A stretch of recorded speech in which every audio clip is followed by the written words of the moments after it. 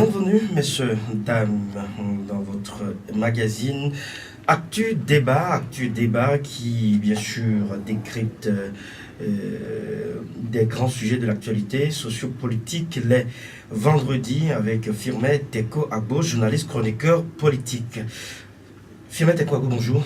Bonjour Ligoka, merci de m'avoir invité. Merci de toujours accepter, collaborer avec notre rédaction. Firmet Teko Agbo, découvrons donc la une de certains journaux parus ce matin, dont bien sûr qui nous sont parvenus ici à la rédaction de la Super Radio Métropolis Lomé.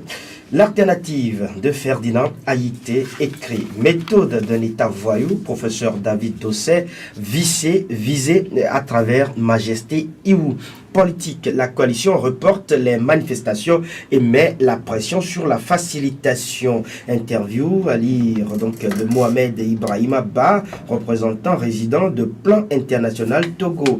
Mohamed qui dit, cite donc le journal, il faut appliquer la loi, ce qu'on vole à l'enfant, qu'on donne en mariage, on ne peut plus le rembourser. Il lisait également dans le même journal de l'apprenti rebelle au conseiller juridique du régime moribond. C'est à la page 3 du journal L'Alternative. Le Canard indépendant écrit grand dossier journée internationale de la femme, violence dans le foyer, ces femmes qui souffrent dans le silence. Politique, la coalition des 14 sursoit à la série des marches et exige une enquête sur Paratao. Que le roi sport, bien sûr, on travaille pour l'avenir tout en préservant le présent.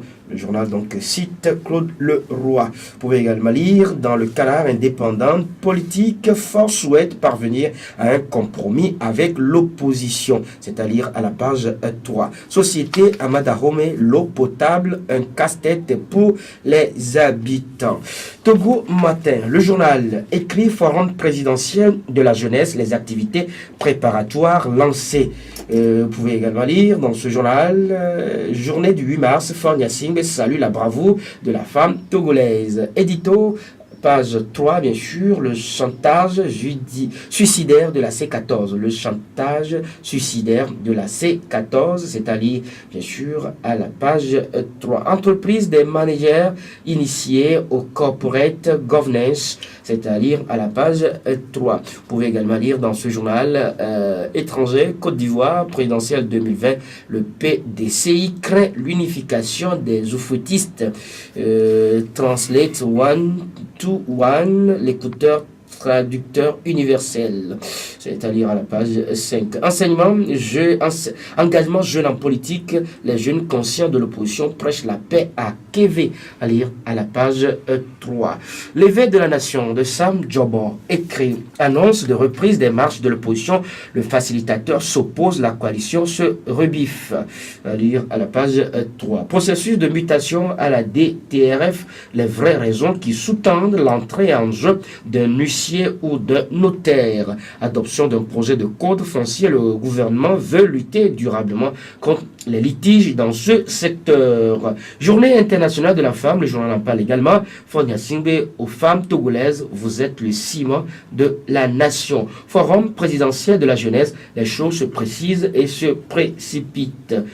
Supposé passage à tabac des populations de Baratao par les forces de l'ordre quand l'opposition utilise des fake news pour justifier sa volonté de maintenir le Togo dans la crise. À lire donc à la page 9 du journal L'éveil de la nation.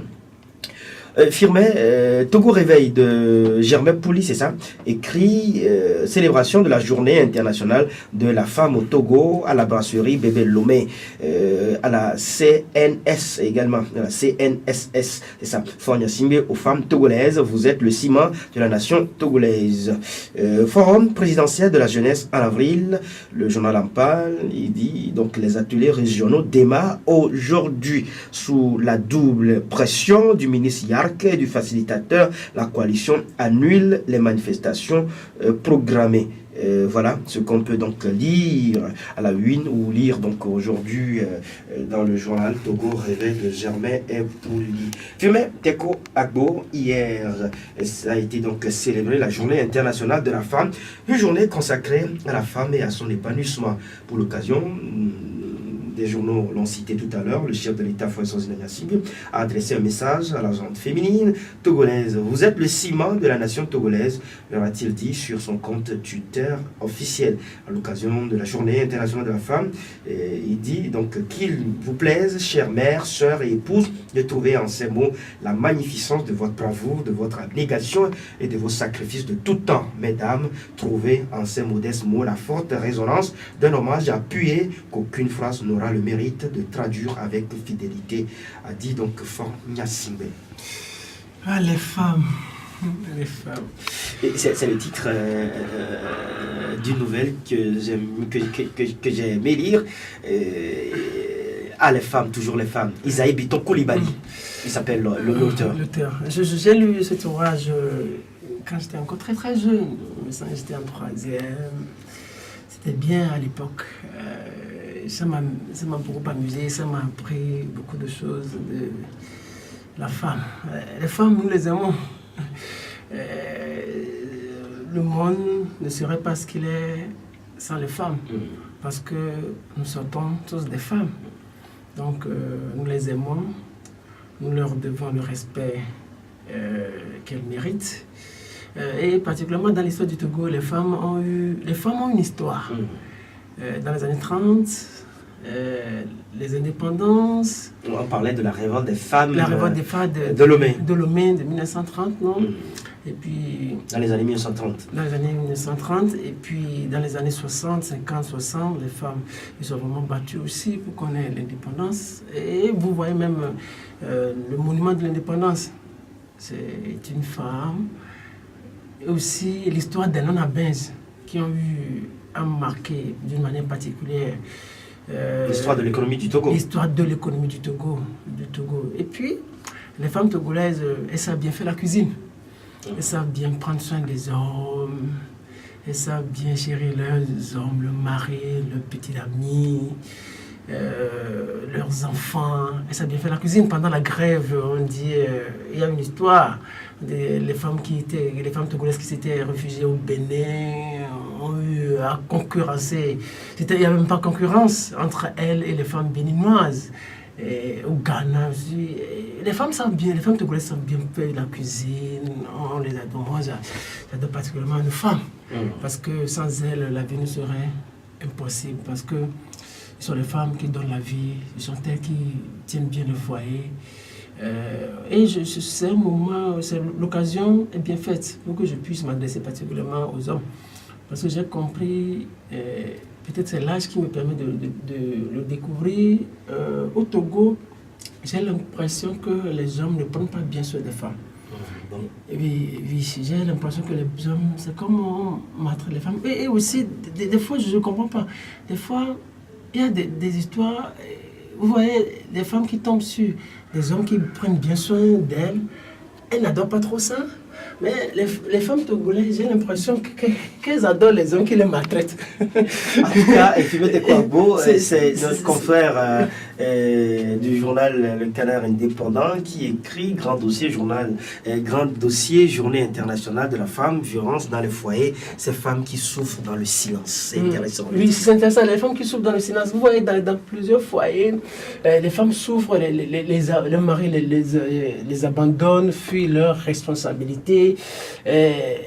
Des fois, c'est difficile quand on voit certaines conditions. Et je me demande si c'est la malédiction, parce que les femmes togolaises, elles souffrent.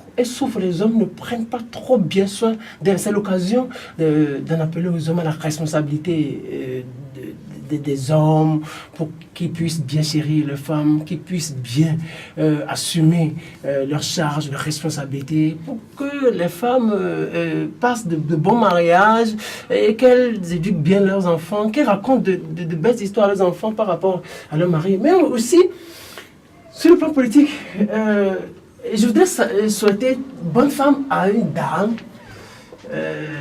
Peut-être qu'elle nous écoute actuellement. C'est une dame pour qui j'ai une certaine admiration et qui se bat beaucoup. C'est une dame brave qui arrive à tenir face au régime, qui est très populaire ces derniers moments. Hier même, je l'ai écouté. Hier midi, je l'ai écouté sur RFI.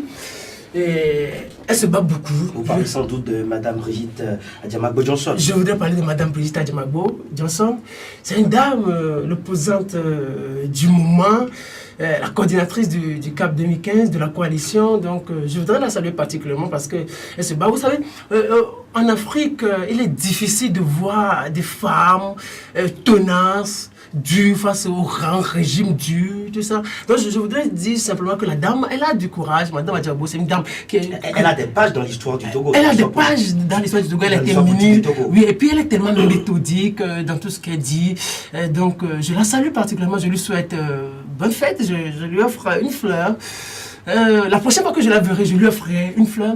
Mais je voudrais aussi passer par cette occasion pour lui dire que comme elle est femme, qu'elle parle beaucoup aux hommes qui l'entourent, pour que la tension baisse dans le pays. Parce que c'est la femme qui apporte la paix dans le foyer. Les hommes sont là, ils sont toujours chauds, mais il faut qu'elle arrive à calmer l'esprit des hommes, de ces hommes-là qui l'entourent, pour que le Togo soit pacifié. Et aussi, dans ses propos, je voudrais qu'elle revoie un peu ses propos, pour que les gens ne sentent pas, ou les gens ne trouvent pas en ses propos de la matière pour se révolter, pour s'exciter davantage. Parce que moi, particulièrement, je voudrais pas que le pays la sombre, ou que le pays la connaisse encore des jours de tension devant lui. Donc, c'est l'occasion de lui demander humblement de calmer ces hommes qui sont dans son environnement, ces hommes politiciens, et aussi les jeunes, qu'elle leur parle pour que ces jeunes-là calment un peu les esprits. Et aussi que la dame, la connaissance très méthodique,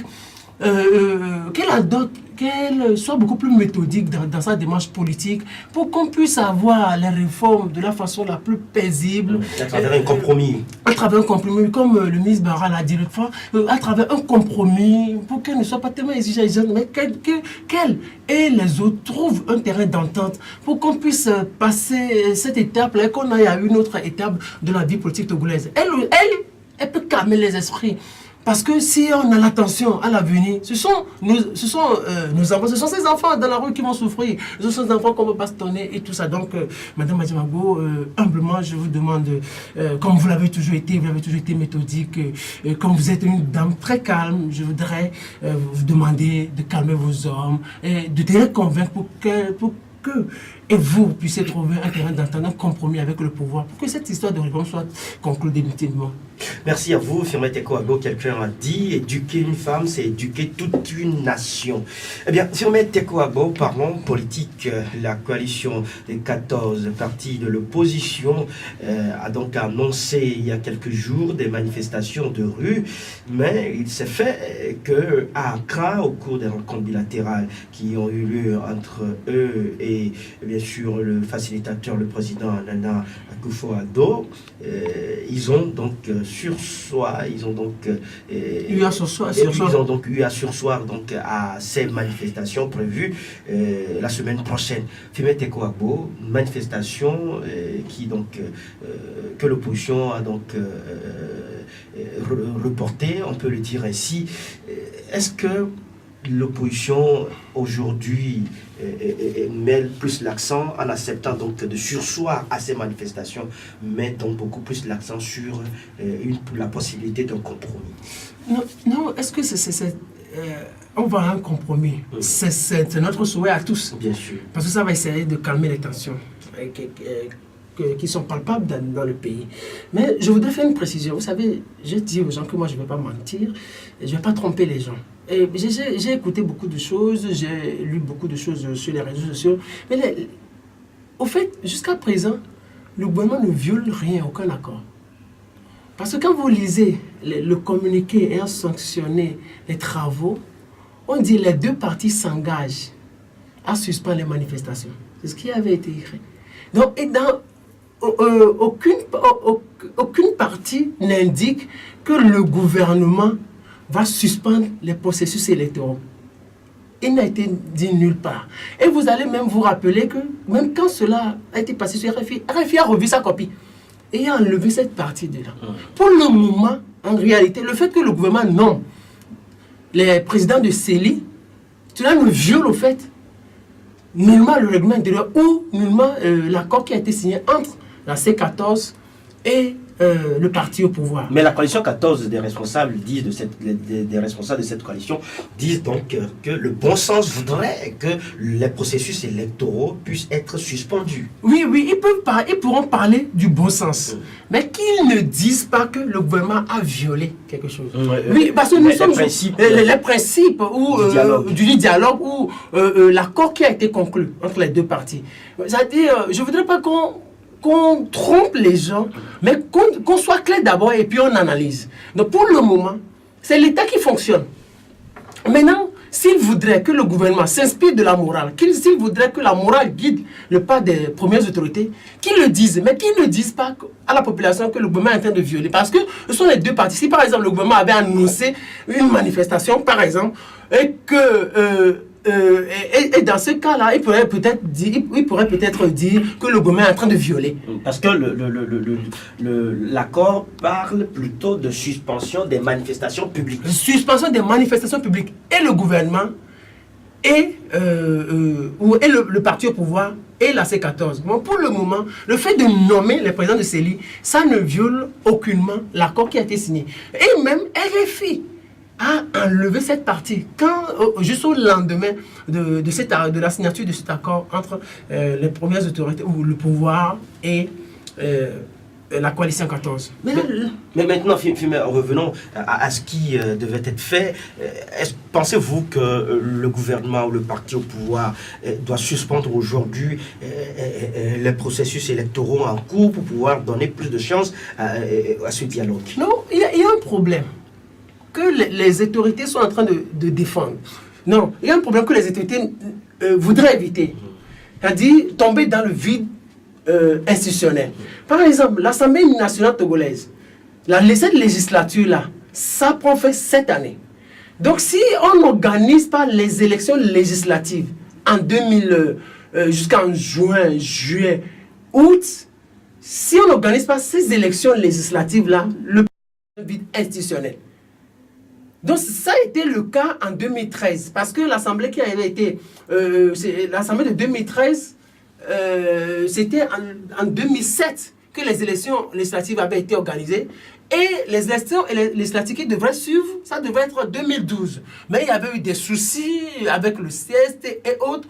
Et on a prorogé, et ces élections-là, dans cette législature, avaient 6 ans au lieu de 5 ans. Donc le pouvoir aujourd'hui est en train de tout faire pour que le pays ne tombe plus dans un vide institutionnel. Parce que quand on tombe dans un vide institutionnel, c'est aussi un autre problème. C'est ce que l'État est en train d'éviter. Mais si on ne voudrait pas que le gouvernement poursuive les processus électoraux, c'est un accord que la coalition pourrait trouver avec les premières autorités. C'est un accord. Les deux, ce sont les deux acteurs, les deux partis, les deux protagonistes. Donc que les deux partis trouvent cet accord-là et qu'on le dise clairement à tout le monde. Que le gouvernement dise oui, à partir d'aujourd'hui, je suspends les processus électoraux. Et on suspend les processus électoraux et on fait face au dialogue. Mais il faut aussi noter que l'État aussi, l'État est là. L'État peut-il s'arrêter de fonctionner? Oui, c'est parce qu'il y a un dialogue que l'État va s'abstenir de fonctionner. Ça va être grave aussi. Parce que c'est l'État. Il y a la continuité de l'État. Donc on peut pas... ce n'est pas... une crise où on a fait les élections, où il y a quelqu'un qui s'accroche au pouvoir, où il y a des choses pas possibles dans le pays, que l'État va s'arrêter ou va arrêter de fonctionner. Donc c'est ce que l'État aussi défend. Donc il va être difficile à l'État qui organise les élections, parce que ce n'est pas le parti au pouvoir qui organise les élections, c'est l'État qui organise les élections.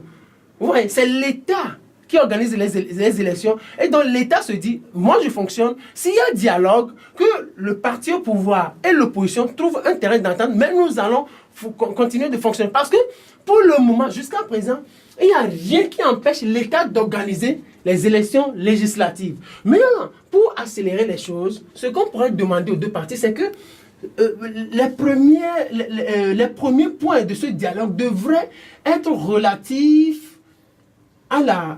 aux réformes électorales. Vous insistez beaucoup plus sur les réformes électorales. Pour qu'on ne parle plus de fraude à l'avenir, il faut que l'opposition et le pouvoir et le parti au pouvoir s'entendent sur les réformes électorales. Comme si on libère les détenus après. Maintenant, le point entamé et qui est fondamental, puisque l'État veut toujours fonctionner, l'État est en marche. Donc il faut que les deux parties s'entendent sur les réformes électorales, les réformes les plus profondes, pour qu'on revoie les tests, pour qu'il n'y ait plus de problème. Les réformes électorales. Parce que le régime là, on le connaît.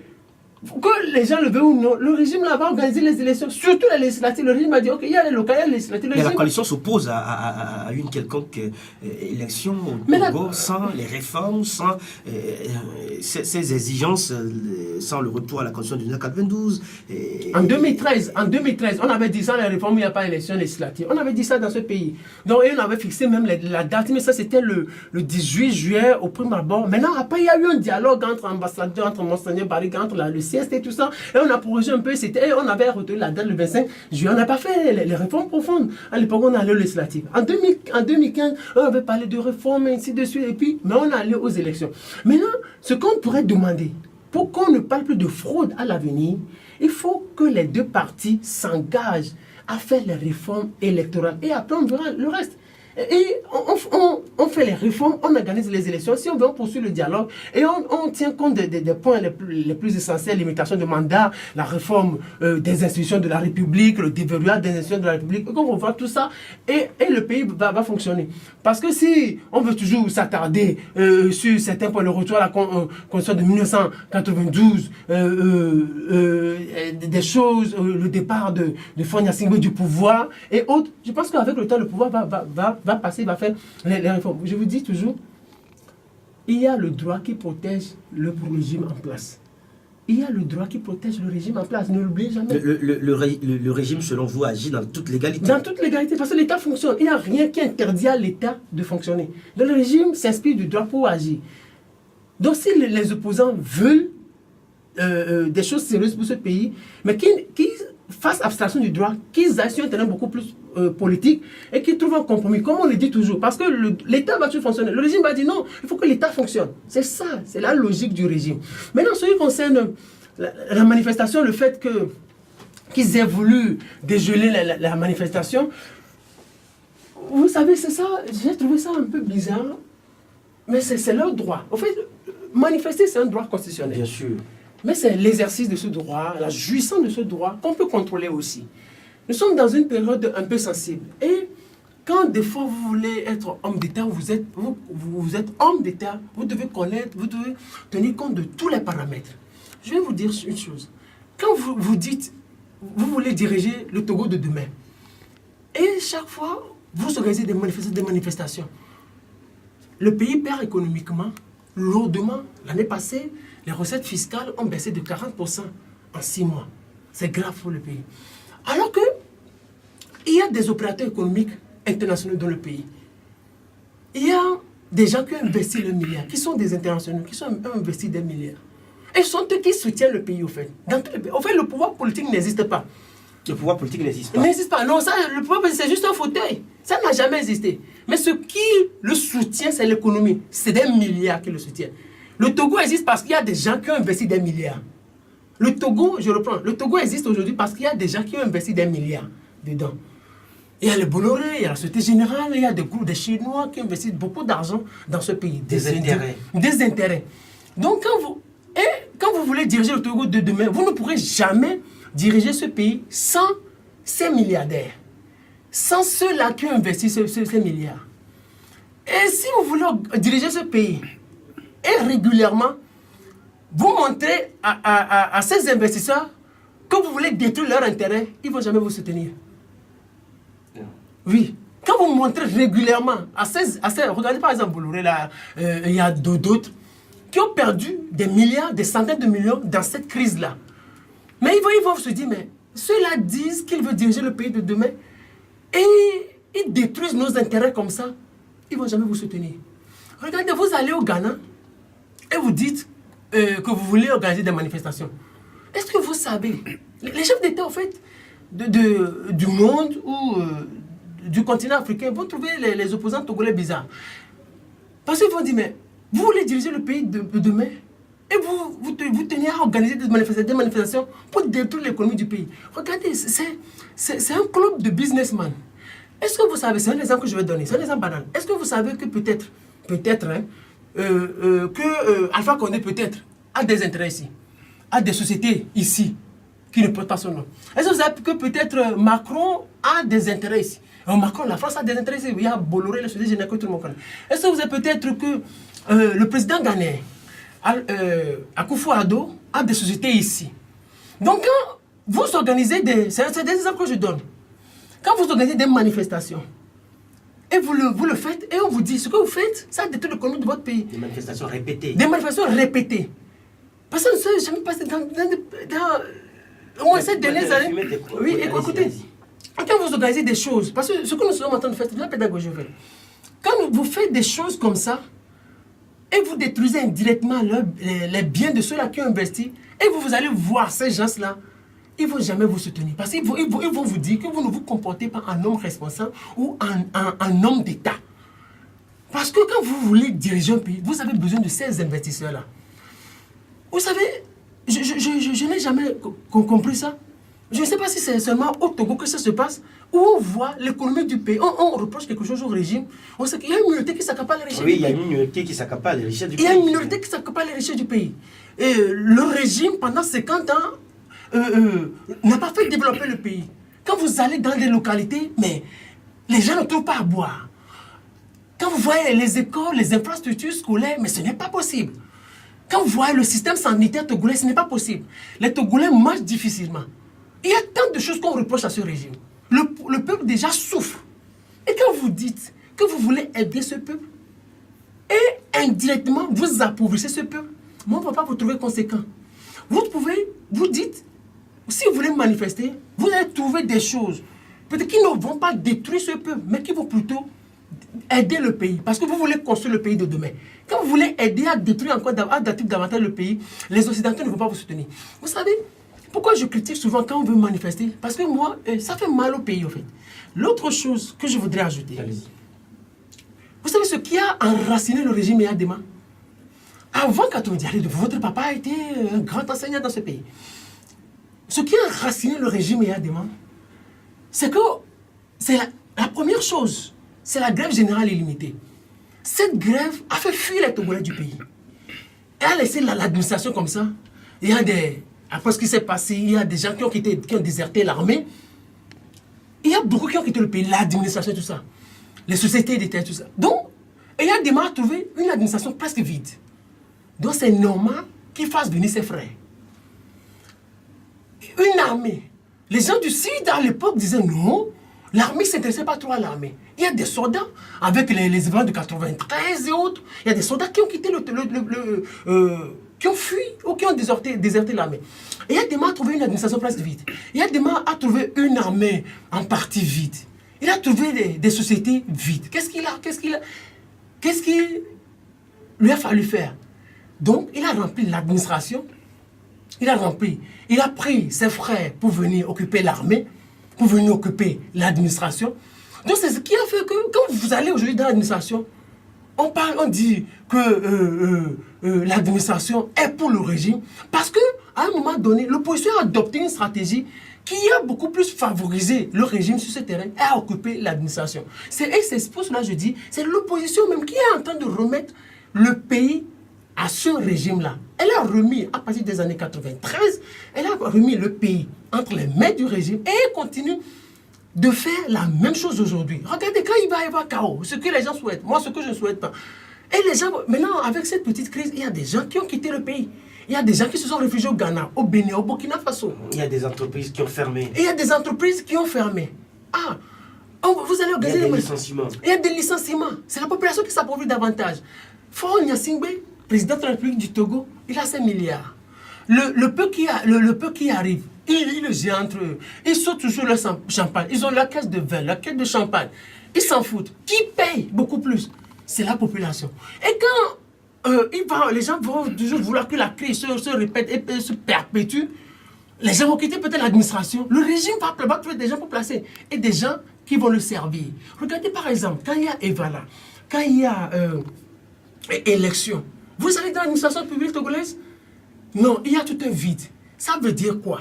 Ça veut dire simplement que la plupart de ceux qui occupent l'administration togolaise sont des militants du régime. Ce qui est grave pour ce pays.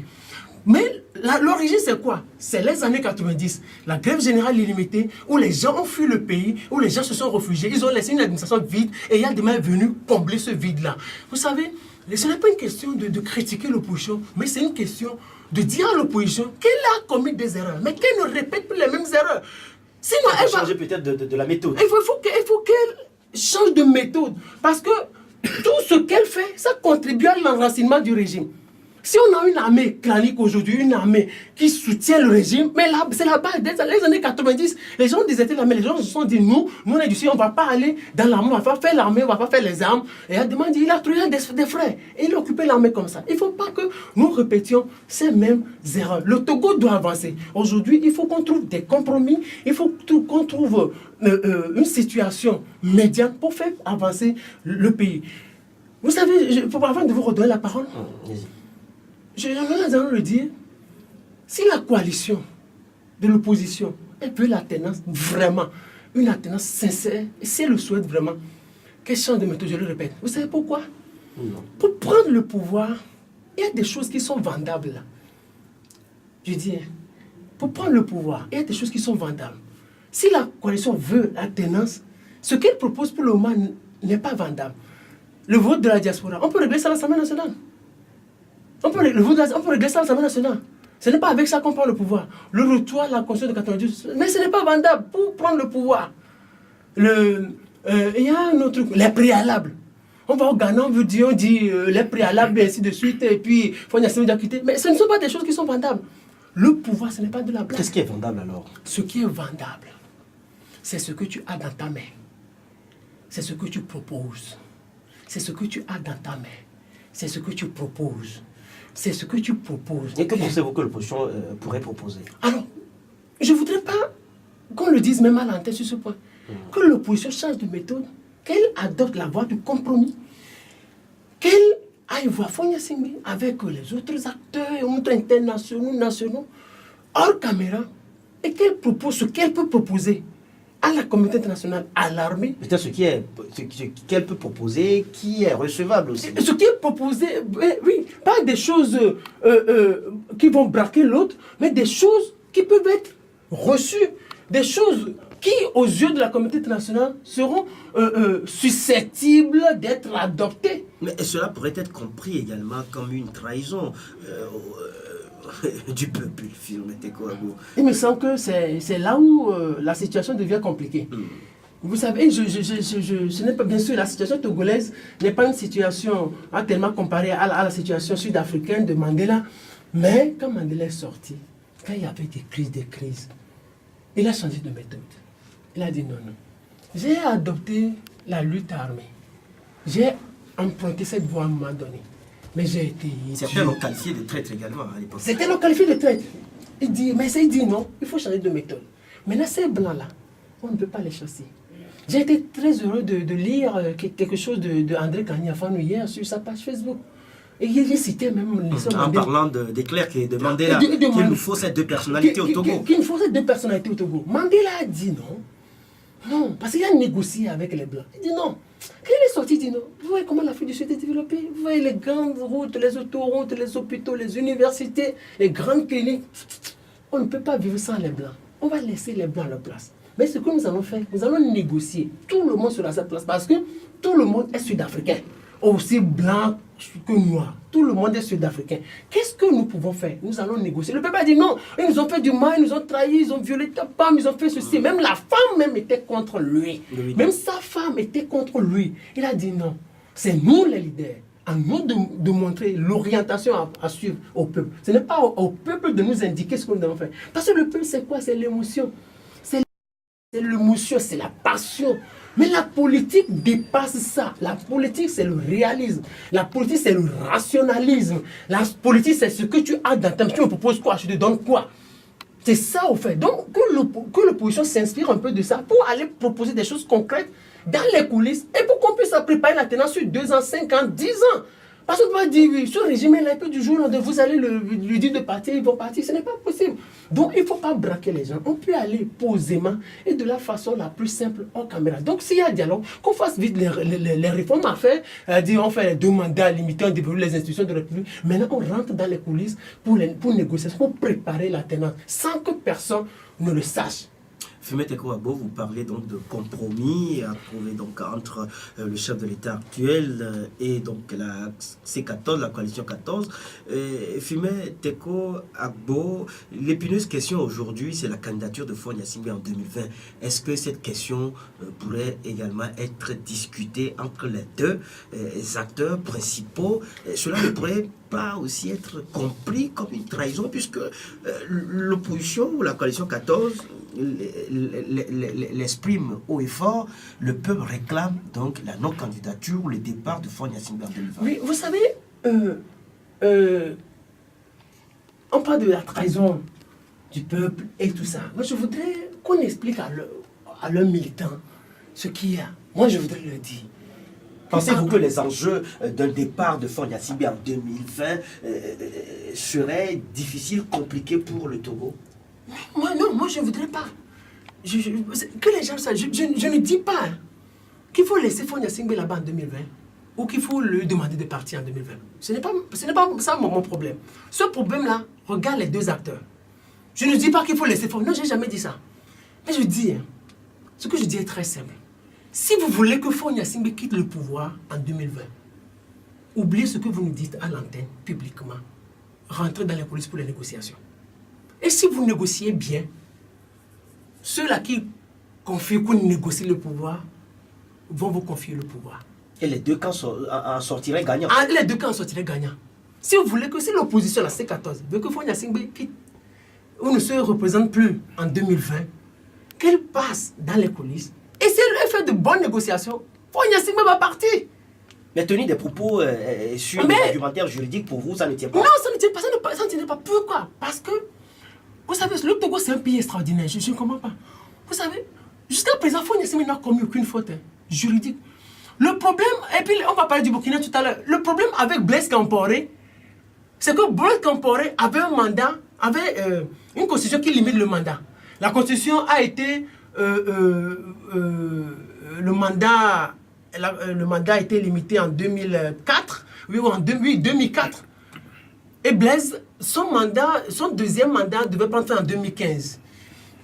Et il voulait sauter le verrou. Et il voulait sauter le verrou en octobre, le 30 octobre 2014, avec l'article 37, pour rendre le mandat illimité.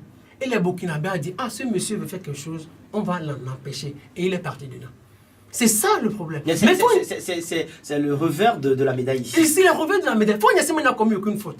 Il n'a commis aucune faute parce qu'il est venu trouver une constitution qui l'arrange. Et une constitution qui ne limite pas le mandat. Donc juridiquement, Faure Gnassingbé peut faire autant de mandats qu'il veut. Plus c'est ce que le droit dit. La constitution togolaise dit, le président de la République est rééligible. C'est tout. Le président de la République est rééligible. Point barre. Point barre. Donc ça veut dire qu'on peut le réélire.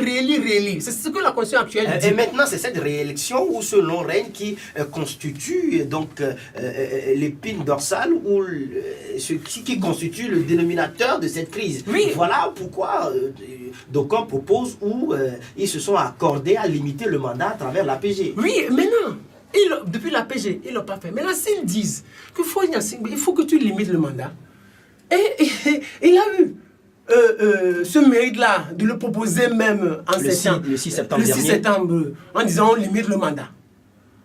C'est déjà un pas. Mais la question est de savoir si la loi va être rétroactive ou pas. Sur ce point-là, puisque c'est un problème de droit débat intellectuel, oublions ça.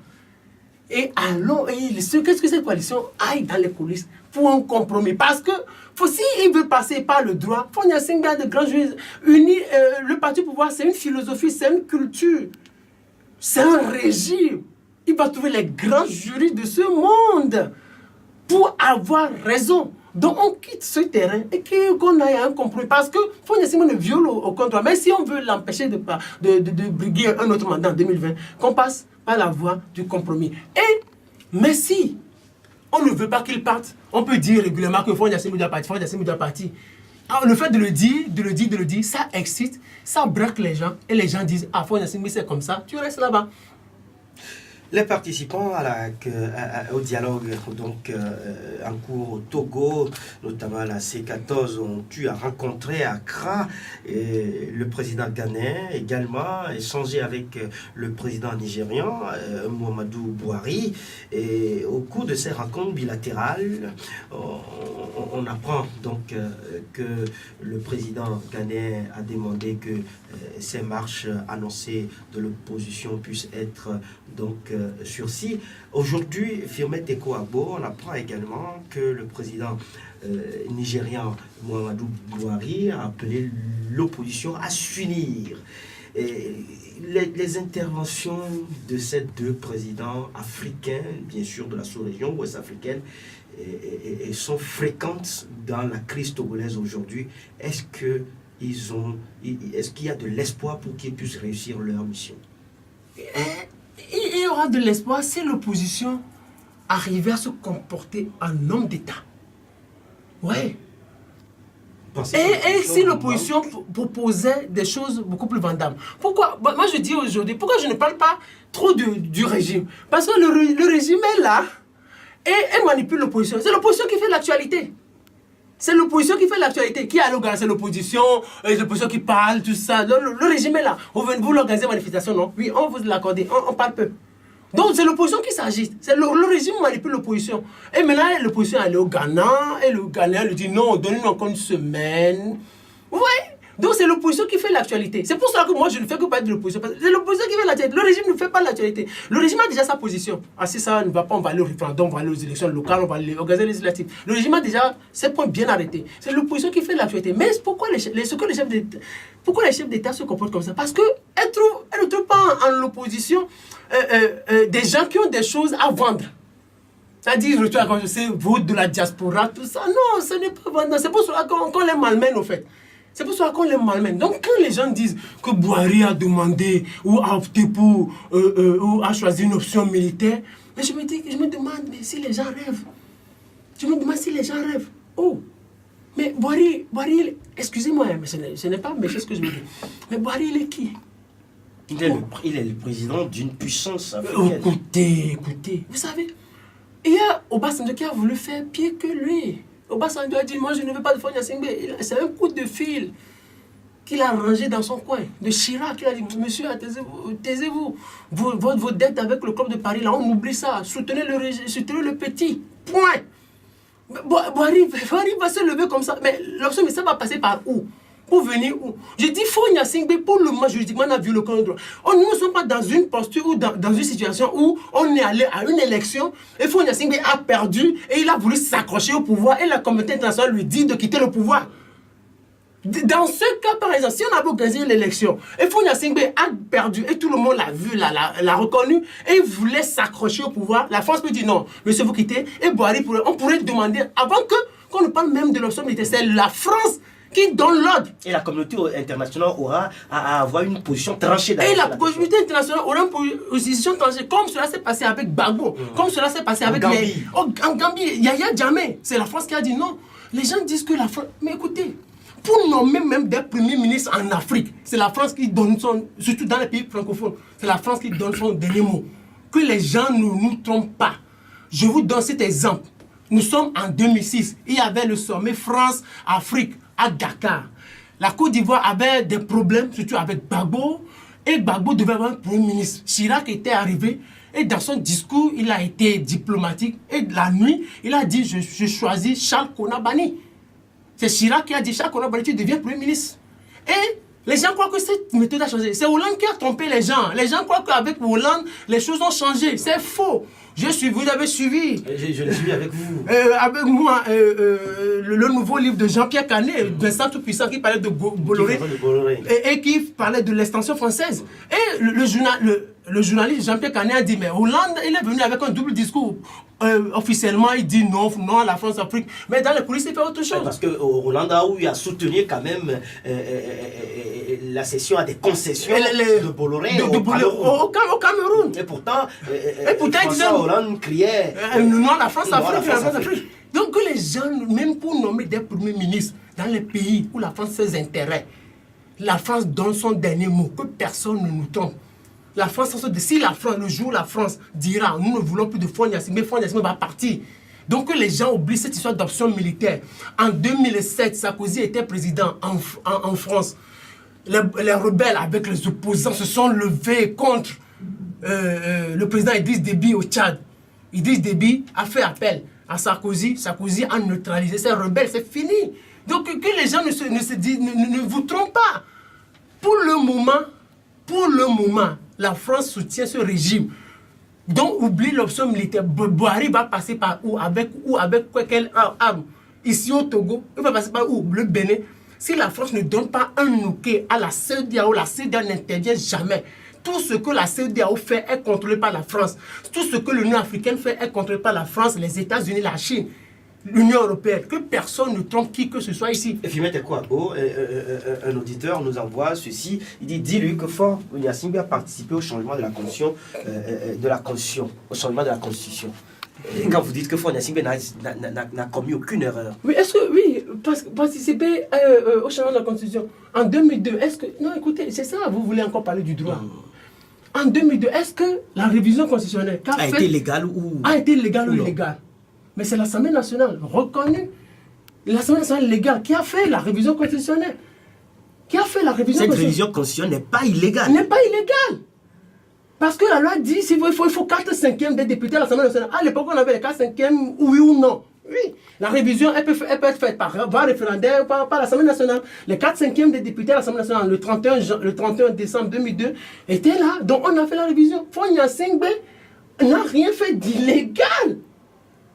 Faure Gnassingbé n'a rien fait d'illégal, mais sur le plan politique, cela pose une crise. Sur le plan politique, cela pose une crise. Vous savez, c'est le régime, quand vous êtes un régime, quand ou un parti, vous arrivez au pouvoir, vous faites les révisions qui vous concernent, mettre dans la légalité. Quand Sarkozy est arrivé, il a fait réviser la Constitution française. Quand Hollande est arrivé, il a fait ça pas. Ça a toujours été comme ça. Donc le régime là, il s'inspire du droit, il modifie la Constitution parce que on lui trace un bon chemin. La loi, c'est la loi. La loi, c'est la loi. Et elle a fait cette loi-là, et maintenant ça s'impose. Et cette loi l'arrange. Oubliez ce terrain juridique. Donc que les gens oublient cette histoire d'option militaire, tout ça, il faut oublier, c'est de la rêverie. Buhari ne peut jamais se lever sans l'accord de Macron, ce n'est pas possible. Et pour le moment, ce que Macron demande aux Togolais, c'est d'aller dans les urnes et d'aller se prononcer et qu'on fasse les réformes électorales pour qu'il y ait attenance ou non. Il a dit beaucoup plus tôt. Fimette Kouagbo, le 2 mars dernier, il y a 8 jours, donc le Burkina Faso a été attaqué par des terroristes, c'est ce qu'on apprend finalement. Fimette Kouagbo, ces attaques terroristes au Burkina Faso, donc au nord de notre pays, le Togo, comment vous l'analysez par rapport à l'actualité sociopolitique de la sous-région? Oh non, vous savez, quand le truc qui s'est passé, j'ai dit, c'est une situation qui va renforcer la position de Faure Gnassingbé face à la communauté internationale. Ah bon, en quoi? Bien sûr. Vous savez, le Burkina, c'est à quelques mètres du Togo. Non, ça dépend. Moi, j'ai déjà traversé la frontière. Le Burkina, vous voyez, vous êtes au Togo et vous voyez le Burkina Faso. Mais le Burkina Faso, mais Faure Gnassingbé, c'est quelqu'un... écoutez, et puis ça m'a paru bizarre, avant de développer... Faure Gnassingbé s'est dépêché d'ailleurs sur les lieux. Vous savez, avant que Blaise Compaoré ne quitte le pouvoir le 31. Vous savez, les chefs d'État qu'on avait invités à l'époque pour aller parler à Blaise, il y avait Macky Sall, il y avait Faure Gnassingbé dans la délégation. Bien sûr. Pourquoi? Alors qu'à l'époque, il n'était pas président de la CEDEAO. Les gens disent, j'ai passé. À l'époque, il n'était pas président de la CEDEAO. Il était ce chef d'État togolais. On lui a demandé de passer. Ce régime burkinabé, c'est un enfant au régime togolais. Ce régime burkinabé, c'est un enfant au régime togolais. Donc les gens ne rêvent pas. Vous savez, ce qui se passe au Burkina est grave. Et moi, je l'ai même prédit. Vous savez, le Burkina, sur le plan sécuritaire, est tellement fragilisé. Parce que quand vous êtes un pays et on vient attaquer votre état-major, mais c'est la plus grande humiliation. Mais Kabouré, mais c'est la plus grande humiliation. Parce que je n'ai pas encore entendu dans la région. Vous êtes un pays, on vient attaquer votre état-major, là où sont les armes, là où sont ceux-là qui assurent l'intégrité du pays. On vient les attaquer, on fait des morts. Et puis les gens sont rentrés et ont tiré et les gens sont morts. Mais c'est la plus grande humiliation. Ça veut dire simplement que le peuple burkinabé n'est pas protégé.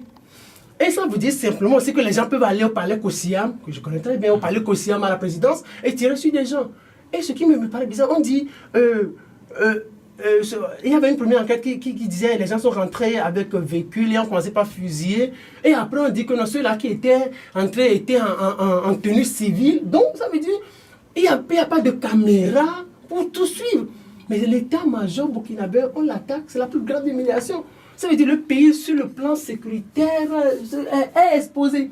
Dans ce cas, on aura besoin de qui? On aura besoin du pays voisin. Du pays voisin, c'est obligatoire. Et qu'est-ce qui amène tout ça? Je le dis en 2 secondes. Vous savez, je le dis. Les Français ont l'habitude de changer de dirigeant quand cela les arrange. Hollande est arrivé, il dit qu'il faut que Blaise Compaoré quitte. Blaise Compaoré quitte. Je l'ai une fois dit ici. Maintenant, ils n'ont pas préparé l'après Blaise Compaoré.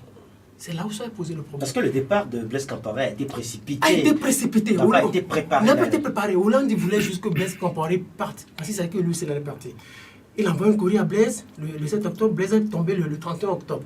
Maintenant, que faisait Blaise Compaoré pour la France et la région ouest-africaine? Blaise avait ce qu'on appelle le régiment de sécurité présidentielle, qui était sa garde prétorienne, qui était bien excellent, un corps d'élite bien équipé, bien armé, qui avait de l'argent, qui était bien entretenu. Ce corps-là gérait les terroristes, les djihadistes dans la région. Il les combattait. Quand il y a prise d'otages, ce corps-là allait vers ces terroristes et leur déposait la rançon et prenait les otages pour les Français et autres. C'est ce que Blaise a fait pendant des années. Et ce qui dirigeait ce corps-là, c'était Diendéré, le général Diendéré, que la France connaît très bien et qui connaît bien formé. Mais qu'est-ce qui s'est passé? Blaise est parti, il était à Ouagadougou à l'époque. Le premier ministre Zida, qui aussi faisait partie de cette garde prétorienne, il savait que ses amis l'embêtaient. Il a tout fait pour qu'on dissolve le régiment de sécurité présidentielle. C'est l'erreur qu'ils ont commise. Ils ne devaient pas dissoudre ça. Mais ils ont dissous ce corps-là. Et maintenant, les gens sont partis avec les armes et autres. Ils ont l'argent, ils sont les mieux équipés. Ils connaissent très bien l'état-major. Ils connaissent très bien le pays. Le fonctionnement de l'État. Ils connaissent tout ça. Ce sont eux qui négociaient avec les rebelles, qui les combattaient. Comme ils sont fâchés, ils vont faire quoi? La première des choses, ils peuvent facilement aller discuter avec les rebelles. Ils peuvent dire, s'ils veulent, comme ils sont fâchés, ils peuvent discuter avec les rebelles pour qu'ils viennent attaquer l'état-major. Mais Kaboré a dit qu'au lendemain de son investiture, des rebelles sont venus le voir pour échanger avec lui sur des propositions liées donc, à l'ancien président. Excusez-moi, je n'ai jamais été chef d'État. Je ne sais pas comment ça fonctionne quand on est chef d'État. Mais ce qu'on voit, moi, dans les films, dans tout ça, mais Kaboré, il n'a pas parlé comme un homme d'État. Vous ne verrez jamais Fondi Assimi parler comme ça. Il n'a pas parlé comme un homme d'État. C'est comme ça fonctionne le monde. Les rebelles, c'est comment ça se passe. Vous négociez en coulisses avec eux. Sinon, ils vont vous dire, on vient vous attaquer. C'est que les rebelles négocient avec eux. Des fois, pour préparer quand ils sont en train de préparer des attaques, ils vont vous voir. Bon, nous voulons attaquer. Et vous chef d'État, vous allez dire, ok, vous n'attaquez pas. Et ils vous disent, qu'est-ce que vous nous proposez? Et vous êtes obligé de répondre à leur aspiration, de leur dire, ok, on propose ceci. Et puis ils se calment. Puis c'est une question d'argent, c'est une question d'intérêt. Mais Kaboré vient déballer aux yeux de tout le monde ce qui se passe dans les coulisses. C'est grave. C'est comme ça se fait. C'est pour cela qu'on a attaqué. Là, vous voulez dire que Blaise Compaoré entretenait les rebelles? Il entretenait les rebelles, il négociait avec eux. Quand il y a prise d'otages, quand vous ne négociez pas avec les rebelles, vous allez faire quoi? On va tuer vos otages. Quand il y a prise d'otages, et quand vous ne négociez pas avec les rebelles, on va faire quoi? Je vais vous donner un petit exemple. Avec ce qui se passe en Afghanistan, avec ce qui s'est passé en Colombie. En Afghanistan, le président afghan, Ojdiani, est obligé de négocier avec les talibans. Il leur propose, vous devez être un mouvement politique, mais avec des propositions sérieuses.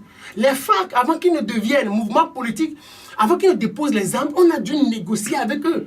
On vous négocie avec vous, on vous donne ceci. Et ça se fait dans les coulisses. Mais Kaboré qui vient dire ça montre à quel point notre pays partisan. C'est comme ça se fait. Ce n'est pas lui qui va changer la donne. Donc il a voulu les dévoiler et regardez, on a attaqué l'état-major. Vous savez, pour conclure cette partie, aujourd'hui, le monde est en train d'évoluer. Les Français ont voulu protéger l'Afrique. Ils ont aidé les Africains à créer la force multinationale mixte. La capitale est basée à N'Djamena. Maintenant, pour protéger la région ouest-africaine, comme Blaise est parti, il voudrait trouver une alternative au RSP, au régiment de sécurité. Et on met en place le G5 Sahel. Maintenant, quand vous voyez géographie, j'ai dit ça dans une de mes chroniques, j'ai dit, quand vous voyez l'emplacement du G5 Sahel, ces 5 pays du Sahel, Burkina Faso, Mali, Niger, sont assis sur le Togo. Donc le Togo, c'est le pilier. Donc quand il y a problème dans la région, on va faire appel au Togo. Vous voyez, et sur le plan, comme les gens veulent le départ du Faure Gnassingbé, je vais donner cette analyse. Vous savez, les Français se disent, les Occidentaux se disent, ah, on a fait partie Blaise. Et il y a problème aujourd'hui. On n'arrive pas à gérer. De l'insécurité. Il y a de l'insécurité. Maintenant, le Burkina est exposé. Mais qu'est-ce qu'il va faire? Est-ce qu'il va falloir laisser aussi Faure Gnassingbé partir? Mais comment on va gérer ça? Et c'est ce que j'ai dit. Mais l'après Blaise Compaoré n'a pas été préparé. Maintenant, si on veut faire que Faure Gnassingbé quitte, il faut qu'on prépare l'après Faure Gnassingbé. Parce qu'on a attaqué l'ambassade. Quand le truc s'est passé, vous savez ce qui se passe dans les milieux diplomatiques. Il y a le Conseil de défense qui va se réunir en France. Le Conseil de défense va se réunir ici aussi, obligatoirement. La France va appeler le président togolais et dire est-ce que notre ambassade est bien sécurisée? Et on va renforcer la sécurité. Et c'est. Mais ce qui m'a paru bizarre, c'est que l'opposition 14, qui prétend diriger le pays de demain, n'a même pas fait une petite note officielle pour dire avec ce qui vient de se passer, nous présentons nos condoléances et nous voudrions appeler le chef de l'État togolais à redoubler, à renforcer la sécurité, à adopter des mesures drastiques au niveau de nos frontières, au niveau des chancelleries du Togo. Quand vous ferez ça, les Blancs vont avoir des hommes d'État. Des hommes d'État, parce que des gens veulent, les Blancs, ils veulent à la tête des pays africains des gens qui s'intéressent à eux. Qui s'intéressent à eux. Ça, c'est obligatoire. Est-ce que l'opposition sait exactement aujourd'hui, avec certitude, le nombre de Français, de ressortissants français que nous avons ici au Togo? Est-ce que l'opposition sait aujourd'hui, avec certitude, le nombre de ressortissants maliens, ghanéens, burkinabés que nous avons ici? Si vous voulez diriger le pays de demain, quand vous allez proposer des offres, c'est avec tout ça que vous allez. Et vous allez dire que la France a ses intérêts qui s'élèvent à tel milliard. Et donc, quand nous serons là, nous allons doubler, peut-être tripler ces intérêts-là. C'est comme ça se fait. C'est pour cela que, pour le moment, il arrive des moments dans la vie du fonctionnement du monde, la communauté internationale a choisi deux choses. Entre la sécurité, les intérêts et la liberté.